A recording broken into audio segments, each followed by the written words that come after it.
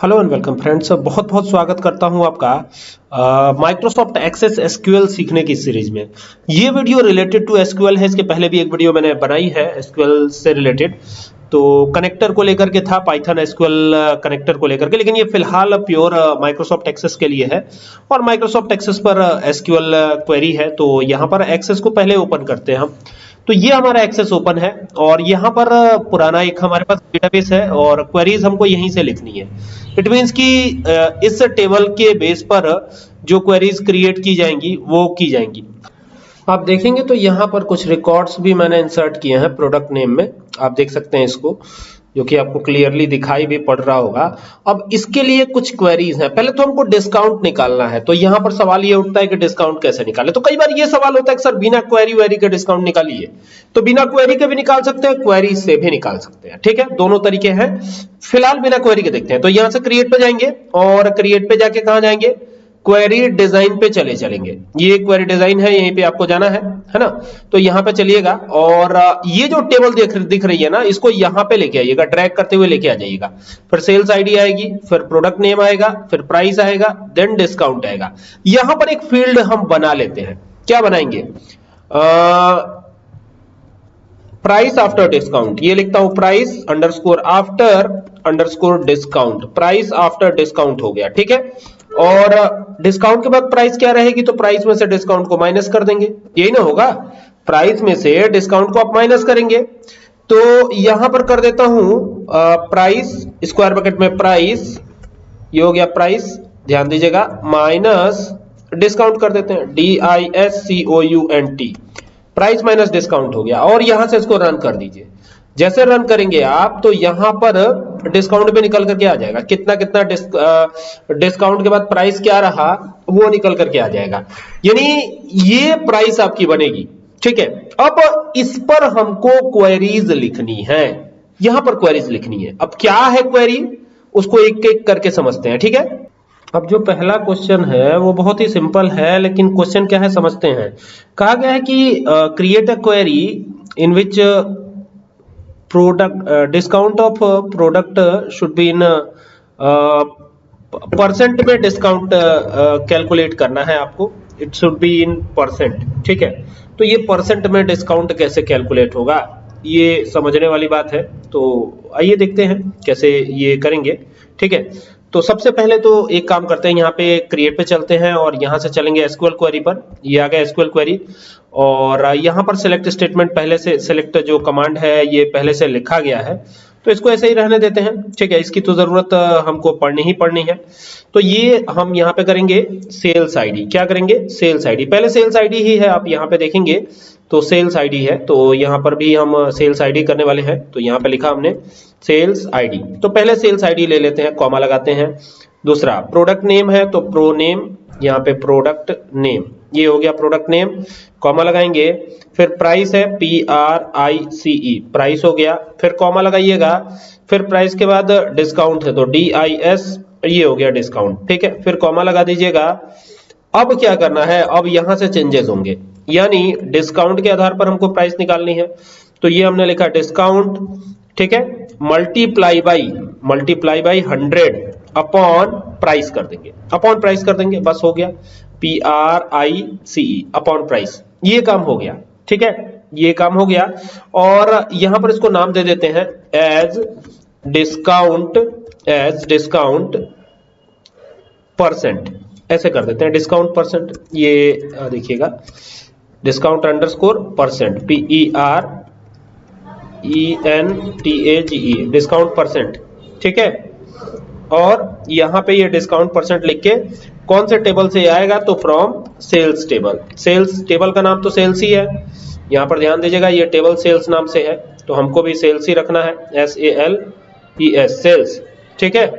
तो ये इस देखना है इस क्वेरी को चलाने से परसेंटेज आता है या नहीं। तो यहाँ पर हम ये क्वेरी डिजाइन पे जाके देन यहाँ से रन करेंगे और रन करते ही आप देखिए यहाँ पर कितना परसेंट डिस्काउंट हुआ, तो ये 2% हुआ, ये 5.71% हुआ, यहाँ पे 7.5% हुआ, ये एग्जैक्टली निकाल करके हमको दे रहा है कि इतना इतना परसेंट इस तरीके से डिस्काउंट हुआ। ठीक है, यही है। ठीक है, तो ये पहला सवाल था जो कि ये जो है इस तरीके से क्वेरी आपको लगानी है, ये मैंने आपको बताया है ना। अब दूसरा क्वेश्चन क्या है, एक ऐसी क्वेरी सपोज करिए हमको बनानी है जिसमें जो प्राइस जो है 40,000 से ज्यादा हो। 40,000 से ज्यादा प्राइस हो तो कौन कौन से प्रोडक्ट हैं वो तो आपको दिख रहा है, लेकिन जब ये लार्ज रेंज हो जाएगी तो नहीं दिखेगा, तब तो दिक्कत होगी। तो यहां पर ध्यान दीजिएगा, एक ये है 40,000 से ज्यादा और एक ये है, दो ही है। अब इन दोनों को क्वेरीज के माध्यम से कैसे निकालेंगे, तो इसके लिए यहाँ पे वापस क्रिएट पे चलेंगे, देन एसक्यूएल क्वेरी पे चलेंगे, और एसक्यूएल क्वेरी पे जाने के बाद ये यहाँ पे सिलेक्ट स्टेटमेंट जो सिलेक्ट कमांड है ये लिखा हुआ आ ही रहा है, तो यहाँ पर हम एक बार और इसको सही कर लेते हैं। तो ये सेलेक्ट हटा, ये जो सेमीकोलन लगा था उसको हटा दिया, एस्टेरिक लगाया हमने। कहां से सेलेक्ट करना है, तो सेल्स वाली टेबल से सेलेक्ट करना है, तो ये सेल्स वाला टेबल हो गया। अब यहाँ पे कंडीशन की बात आएगी, तो ये वेयर हमने कंडीशन दे दिया, वेयर है ना, प्राइस PRICE प्राइस है ना, प्राइस इज ग्रेटर देन 40,000, भाई इक्वल टू भी नहीं देना है, ग्रेटर देन देना है 40,000। ठीक है, और दोनों चाहिए हमको, डिस्काउंट भी चाहिए, और डिस्काउंट क्या चाहिए, डिस्काउंट इज लेस देन 3,000, तो ये 3,000 कर दिया है ना। तो ये दोनों ही हमने दे दिया है, लेकिन यहाँ पे डिस्काउंट लिखा नहीं है, ये ध्यान दीजिएगा, तो गड़बड़ हो जाएगा।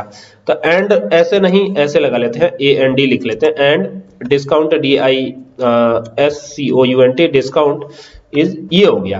अब इसी को चला देना है और चलाएंगे तो देखते हैं क्या होता है, क्या रिजल्ट आता है।